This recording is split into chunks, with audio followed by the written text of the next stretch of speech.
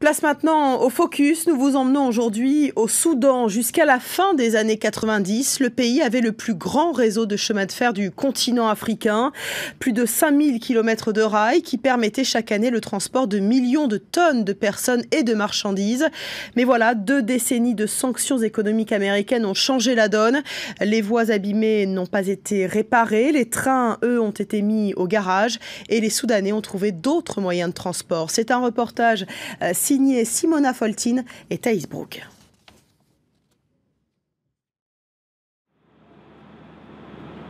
Il est 8 h du matin à la gare de Khartoum.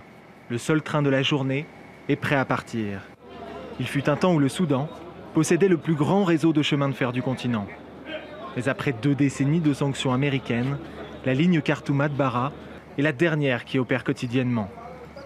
La ligne a rouvert en 2014 grâce à la livraison de trains et la réparation de voies par des entreprises chinoises. Celui qu'on appelle le train du Nil est resté très populaire parmi les Soudanais. Le train est beaucoup mieux en tout point et moins cher que le bus. Quand vous prenez le train, vous avez l'impression de faire partie de la société. Vous vous asseyez au milieu des gens, vous pouvez dire bonjour. C'est ça le Soudan.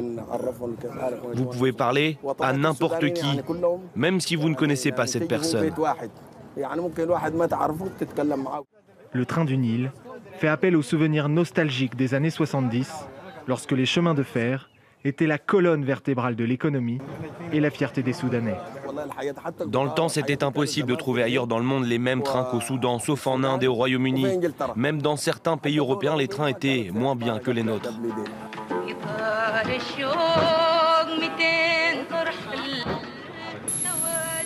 Mais cette époque est depuis longtemps révolue.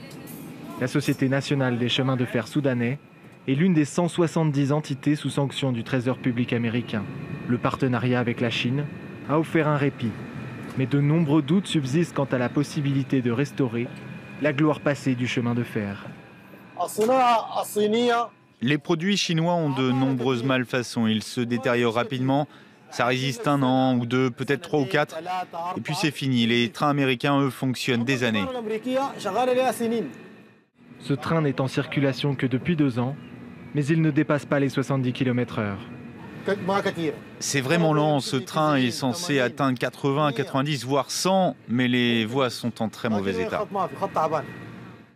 Pour les autorités soudanaises, la déliquescence de leur système ferroviaire est la conséquence des sanctions américaines. Elles mettent en avant leur impact négatif sur les ateliers de la ville d'Atbara. Ce sont des locomotives que nous avons importées des États-Unis. Nous en avons 10 comme ça. Et nous les avons récupérées en 1975. Elles ont bien fonctionné jusqu'en 2000. Mais après, elles n'ont plus fonctionné parce que nous n'avons pas les pièces de rechange. Depuis, elles sont hors service et elles ne nous servent plus à rien. Les ingénieurs ont dû faire fonctionner leur imagination, recycler de vieilles pièces ou se lancer dans d'hasardeux marchés pour en obtenir de nouvelles. Mais cela n'a pas suffi. Les ateliers coloniaux britanniques sont devenus des casses pour locomotives. La ville d'Atbara n'est plus que l'ombre d'elle-même. Les milliers de gens qui dépendaient du chemin de fer se retrouvent sans emploi. Mais nombreux sont ceux qui pensent que les sanctions n'étaient que le coup de grâce. Les décisions hasardeuses des autorités avaient fait dérailler le train bien avant. Les sanctions ont joué un rôle. L'ouverture à la concurrence a joué un rôle. Le déclin du service public a aussi joué un rôle. Les mauvais dirigeants de l'entreprise sont à blâmer. Si tu n'embauches pas les bonnes personnes, comment peux-tu espérer des résultats ? Abdulhafiz a été l'un des nombreux technocrates licenciés au début des années 90, quand le président Omar el-Béchir a voulu renforcer son emprise sur le service public.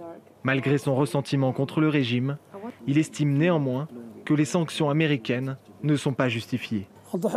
Les victimes des sanctions sont les Soudanais. Les Américains doivent faire la part des choses entre les autorités et le peuple. À chaque fois qu'ils renouvellent ces sanctions, ils avancent de nouveaux arguments. Des fois, ils disent que nous soutenons le terrorisme et puis que nous utilisons des armes chimiques. Ce n'est que du vent. Alors que les sanctions ne semblent pas avoir affaibli le régime, elles font l'unanimité contre elles au Soudan. La population conserve l'espoir que pendant ces dernières semaines au pouvoir, l'administration Obama pourrait les alléger. Mais les chances sont minces pour que cela suffise à remettre le train sur ses rails. Et pour parler de cette situation au Soudan, nous sommes avec Raphaël Chevrillon-Guibert. Bonjour, merci d'être avec nous. Vous êtes chercheuse à l'Institut de recherche et de développement.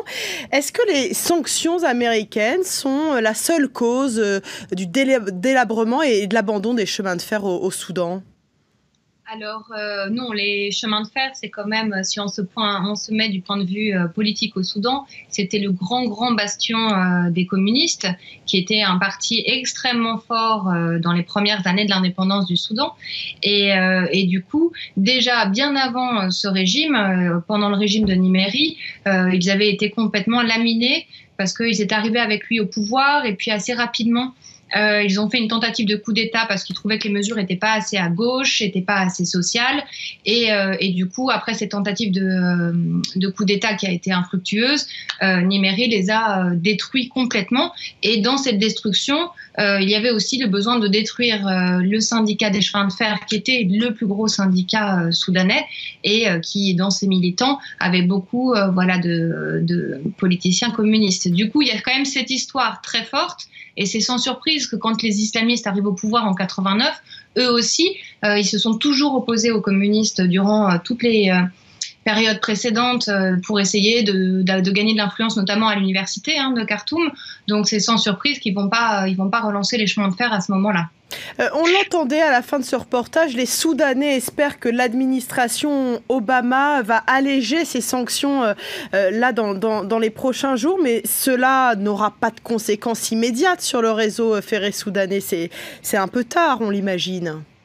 Oui, vraisemblablement sur le réseau ferré soudanais, ça n'aura pas de conséquences immédiates. Par contre, pour la population, c'est évident que ces sanctions pèsent très lourd parce que on est en pleine crise économique, qui pour le coup ne sont pas forcément directement liées à cet embargo, mais ça va jouer énormément l'incapacité de faire des transferts internationaux pour la plupart des entreprises soudanaises, pour les boîtes internationales qui travaillent au Soudan. C'est vraiment mettre des problèmes très importants dans le pays qui est déjà en crise économique. Du coup, c'est vrai que tout le monde espérait qu'il y aurait des sanctions qui seraient enfin arrêtées. Bon, espérait tout en sachant qu'il y avait peu de chance. Et malgré tout, là, je crois qu'au début de la semaine à Londres, il y avait l'administration américaine qui a fait des rendez-vous avec les banques privées notamment pour essayer de distinguer entre les transactions qui seraient pour les individus et l'idée de l'embargo et des sanctions qui portent sur certaines intentions et plutôt pour viser le gouvernement. Mais dans la réalité, c'est quand même le Soudanais de base qui est impacté. Vous le disiez, la situation économique est très compliquée. Est-ce que cela pourrait déstabiliser le régime, un régime dans lequel la liberté de parole n'existe pas finalement au Soudan ? Alors étonnamment, en fait, il y a quand même une liberté de parole au Soudan, mais par contre, c'est évident que le régime est très, très impacté par cette crise économique. La crise économique, ils l'ont connue. En arrivant au pouvoir dans les années 90, on était déjà avec le bureau du FMI qui avait fermé, donc on était déjà dans un système de grande crise, mais à ce moment-là, le régime s'appuyait sur une légitimité qui était une légitimité religieuse. C'était la révolution islamique. On allait remplacer le citoyen soudanais par un citoyen musulman, changer ses pratiques. Donc, il ne s'appuyait pas du tout sur le même type de revendication de légitimité.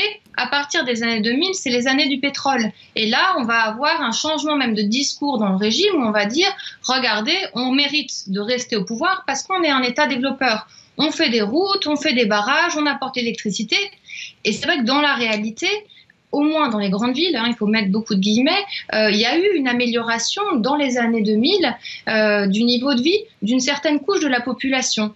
Et puis, donc avec un pic au moment où le pétrole était aussi plus haut. Et puis voilà, 2011, on a le Sud qui prend son indépendance, c'est-à-dire aussi la plupart des champs pétrolifères qui étaient au Sud. Puis on a aussi une chute des cours du pétrole. Donc l'association fait que l'économie pétrolière s'effondre.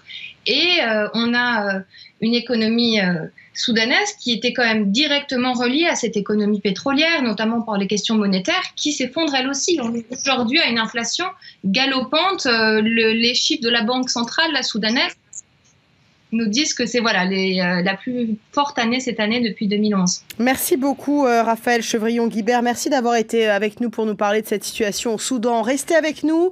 Le 13-15 continue bien sûr. On se retrouve dans un instant pour le journal de 14h30. À tout de suite.